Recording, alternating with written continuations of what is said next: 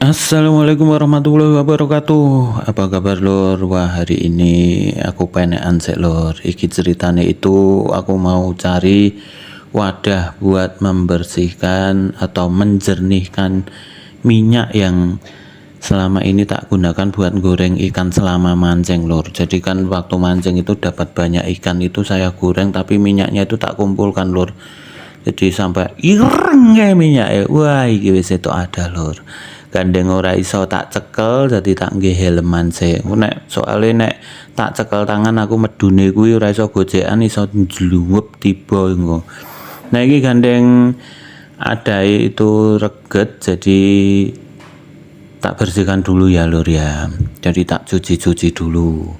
Sebenarnya cara ini ya lur ya, menjernihkan minyak itu kan ada banyak cara. Semuanya itu sudah tak coba lur. Ada yang katanya pakai tepung, pakai nasi, pakai areng.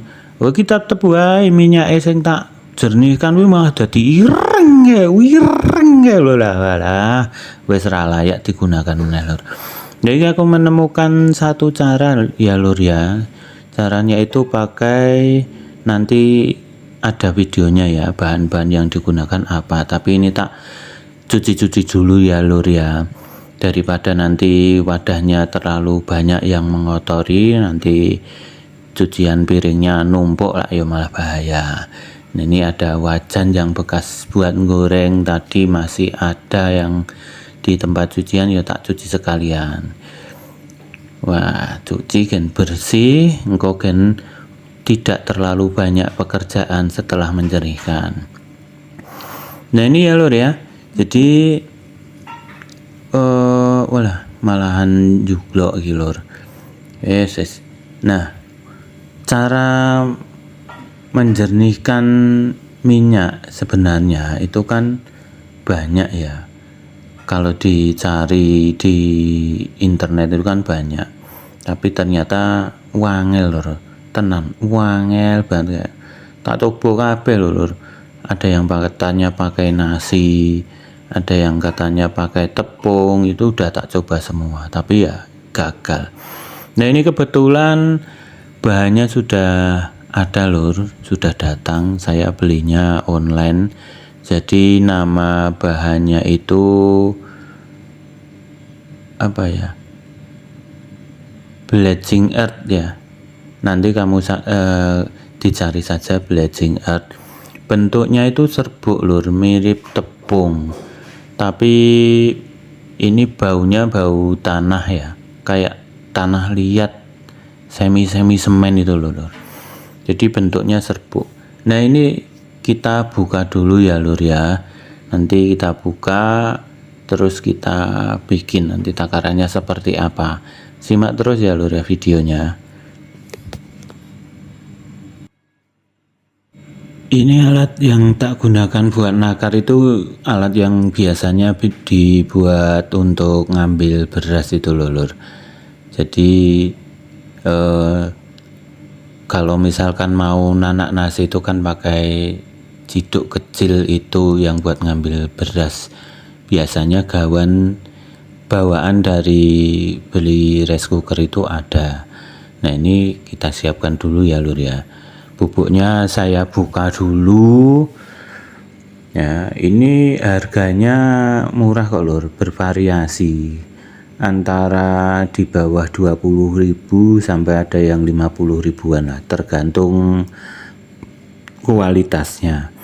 Jadi saya ambil satu wadah saja ya. Satu wadah ini kira-kira berapa ya ukurannya, nggak kelihatan soalnya ukurannya, jadi saya ambil segitu saja.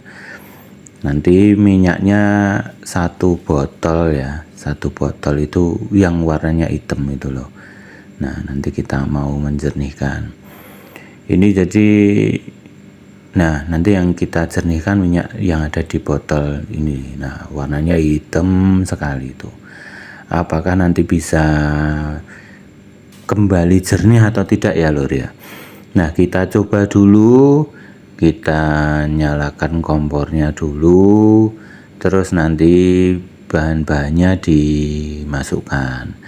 Yang pertama yang dipanaskan wadahnya dulu ya lur ya, soalnya tadi kan agak basah, jadi dipanaskan.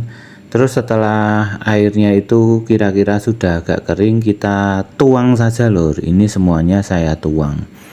Jadi itu minyaknya itu sudah hitam sekali, terus banyak ini ya, banyak sisa-sisa bumbu, sisa-sisa benda yang tergoreng itu gosong itu loh ya, tapi sudah mengendap di bawah botol.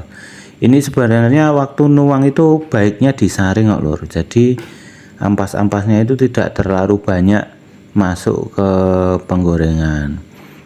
Nah ini sambil dipanaskan minyaknya diaduk-aduk ya lur ya, kita aduk-aduk pelan-pelan saja sambil apinya dikontrol, jangan terlalu panas, jangan terlalu kecil ya, supaya bisa sedang-sedang saja lah. Soalnya nanti kalau terlalu panas itu cepat menguap dan baunya itu nggak enak lur, kan minyak ini minyak bekas. Jadi kalau terlalu panas itu mungkin sisa-sisa bumbu atau sisa-sisa benda yang digoreng itu baunya menyengat ya lur ya. Apalagi di ruangan yang tertutup itu bisa memenuhi ruangan nanti baunya, sisa tempe goreng, sisa bandeng goreng, sisa telur, apalagi sisa ikan yang kita goreng itu, wah nanti baunya bisa membuat ruangan tidak enak ya. Oke, ini kita kecilkan dulu ya. Kalau sudah panas minyaknya, kita kecilkan apinya ya, sambil kita aduk-aduk. Terus kita masukkan ya, ini tidak saya masukkan semuanya ya lur ya, cuma berapa ya, setengahnya ya kurang lebih yang saya masukkan itu, sambil kita udak-udak terus, diudak-udak terus ya lur ya, pokoknya diudak terus, muter-muter, ojo nganti pedot lur.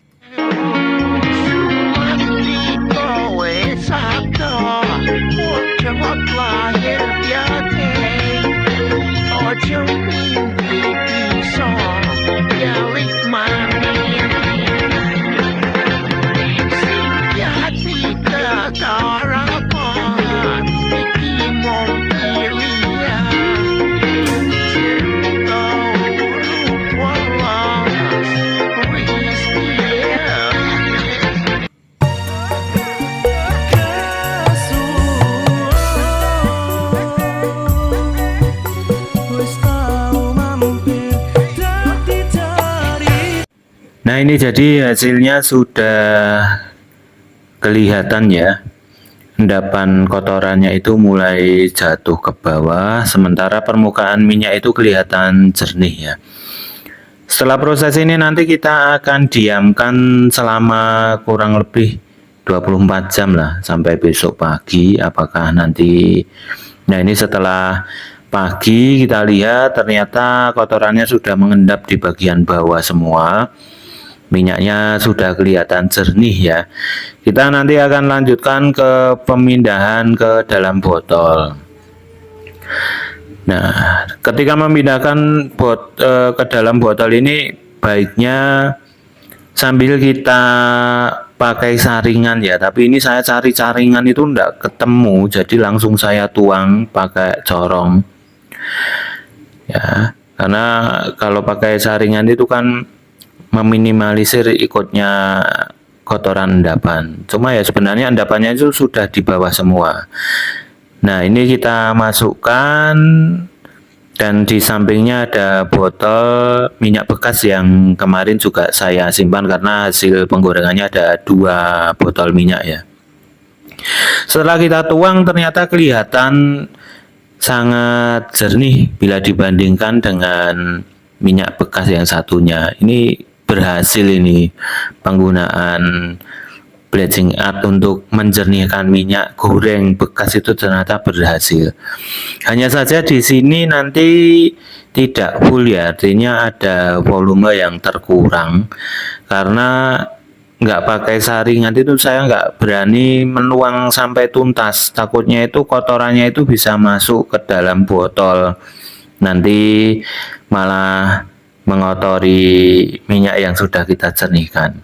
Ini agak kelihatan merah ya. Sebenarnya ini jernih kok kalau dibandingkan dengan minyak baru itu jernih. Tergantung dengan kualitas bleaching earth-nya. Semakin bagus bleaching earth-nya, itu nanti semakin jernih pula.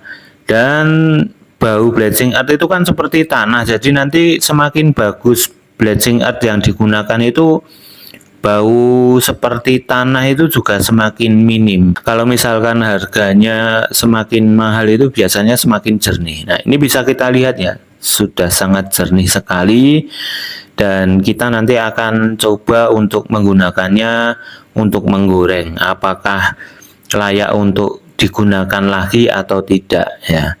Oke, sampai di sini dulu ya. Terima kasih sudah melihat dari awal sampai akhir.